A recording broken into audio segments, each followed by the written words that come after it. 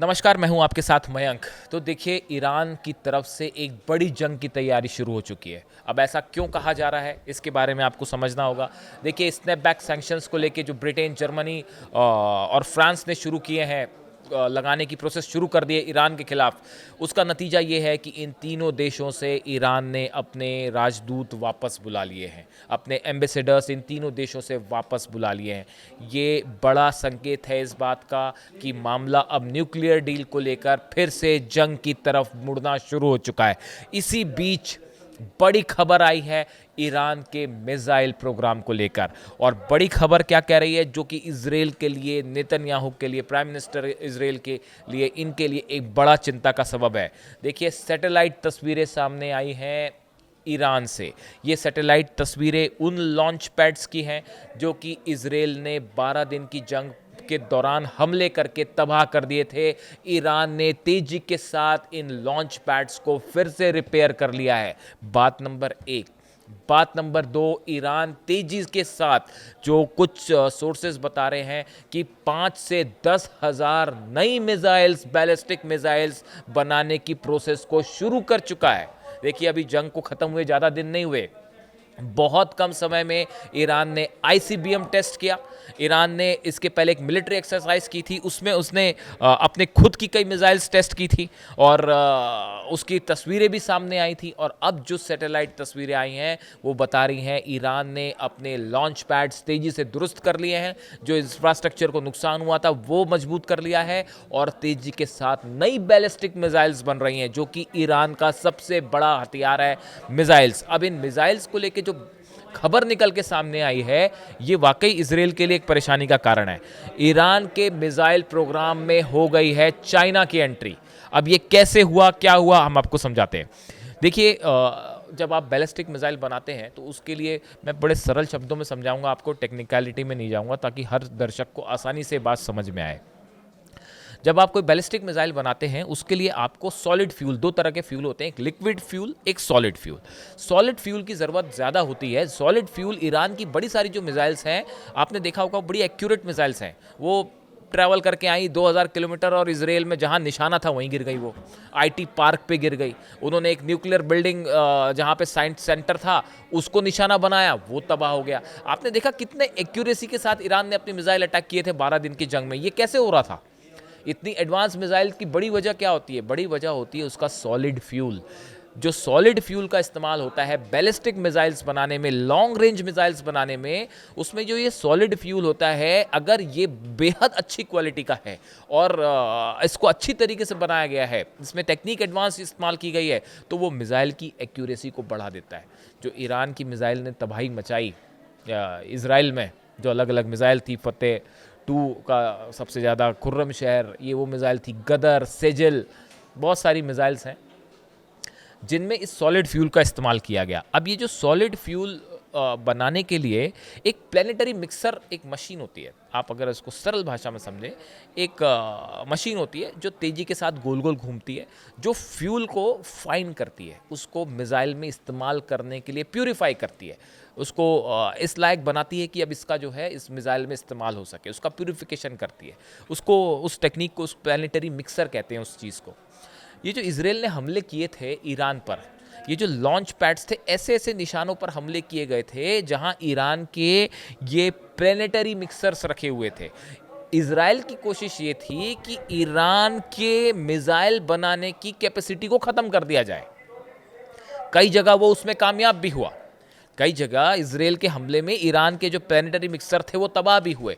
लेकिन उस 12 दिन की जंग के बाद 13वां दिन जैसा ही शुरू हुआ, ईरान ने मिसाइल कार्यक्रम शुरू कर दिया। देखिए, ये स्पीड है ईरान की, अगर आप देखें। देखिए, यही होता है जब आपके ऊपर हमले हुए, उसके बाद ईरान ने अपनी बड़ी सारी चीज़ों को समझा, कहाँ कहाँ हमको मजबूत होने की ज़रूरत है, एयर डिफेंस मजबूत करने की ज़रूरत है। मेरे बड़े सारे दर्शकों ने पूछा, क्या S-400 आ गया है ईरान? आप बार बार पूछते हैं। आप पूछते हैं चाइना का डिफेंस सिस्टम आ गया है क्या, चाइना के फाइटर प्लेन आ गए हैं क्या? मैंने इस पर पहले वीडियो बनाया है, मैं फिर से एक बार वीडियो बनाऊंगा और इस बार आपको प्रूफ के साथ, सोर्सेस के साथ हम बात करेंगे। अभी फिलहाल इसी पे रहते हैं। देखिए, जो प्लेनेटरी मिक्सर है, ये कई सारे इजराइल ने तबाह किए। अब ये नए मिक्सर बनाने में टाइम लगता है, लेकिन आप देखें कितने कम समय के अंदर वो आईसीबीएम टेस्ट कर दिया ईरान ने। और वो जो कई सारी इनकी मिसाइल्स जो हैं वो ड्रोन में मुजाहिर 6 है और अबाबिल 5 ड्रोन जो है, इसमें जो मिसाइल यूज़ हुई, एक गेम मिसाइल और अलमास मिसाइलें जो यूज़ हुई वो खुद बना डाली अपनी बड़े कम समय में।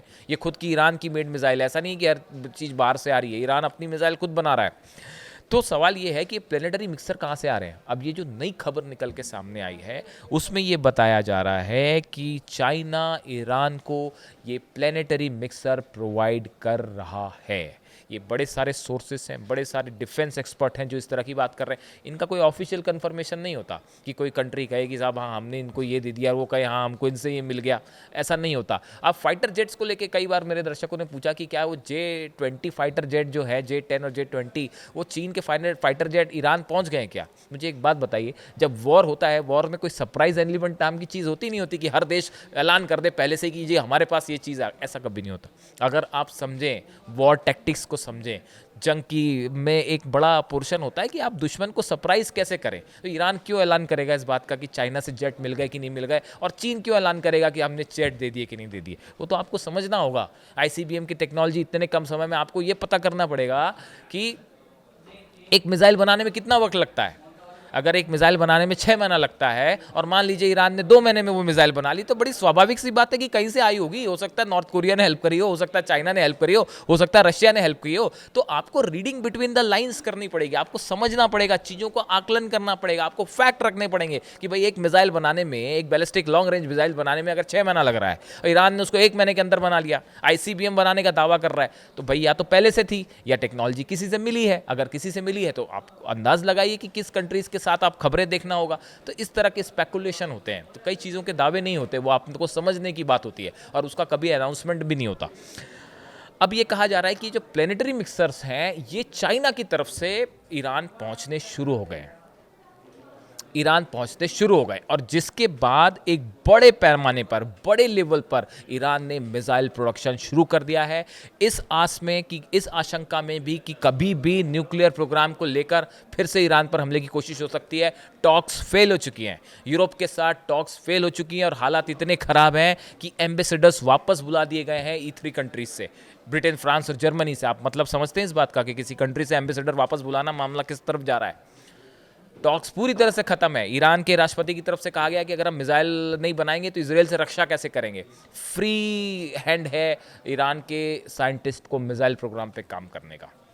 न्यूक्लियर प्रोग्राम को लेकर मैंने पिछले वीडियो में बताया 8 न्यूक्लियर प्लांट्स बनाने की रूस के साथ डील हो चुकी है।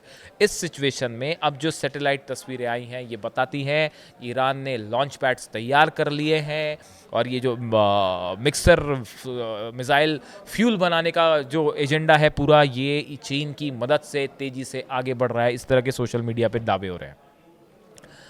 अगले चंद महीनों के अंदर, और महीने भी शायद मैं ज़्यादा कह रहा हूँ, आप देखिए अगले 15 से 20 दिन के अंदर, हमने आपको पहले ही कहा था, मेरा और नीलू का जो वीडियो था हमने उसमें आपको बताया था 12 दिन की जंग के पहले कि अगले 48 घंटे में कुछ भी हो सकता है। और आप देखिए, आप पुराने वीडियो उठा के देख लीजिए, एकदम एक्यूरेट 48 घंटे के अंदर हमला कर दिया था इजराइल ने।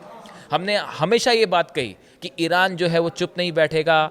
पहली बार जब 180 मिसाइल बाटी हमले हुए थे उसके चंद दिनों पहले हमने कहा था ईरान जो है वो जिस तरह से हमले हो रहे हैं हिजबुल्लाह के पे, लेबनान में जिस तरह से हमले हो रहे हैं, ईरान चुप नहीं बैठेगा, जवाब देगा। और वही हुआ।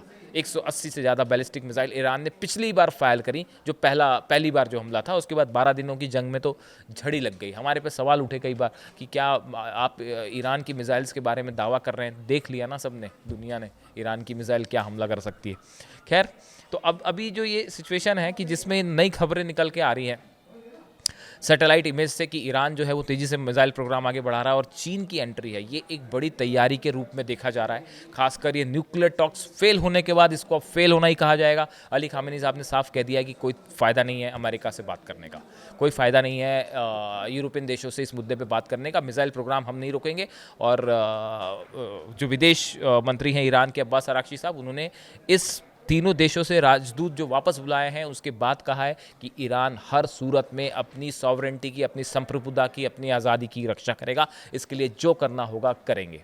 मतलब आप समझ रहे हैं ना, जो करना पड़ेगा क्या करेंगे।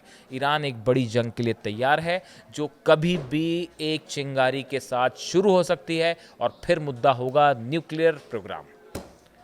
अब ये इंतज़ार है कुछ दिनों का, अब देखना है कितने दिनों में ये जंग शुरू होती है।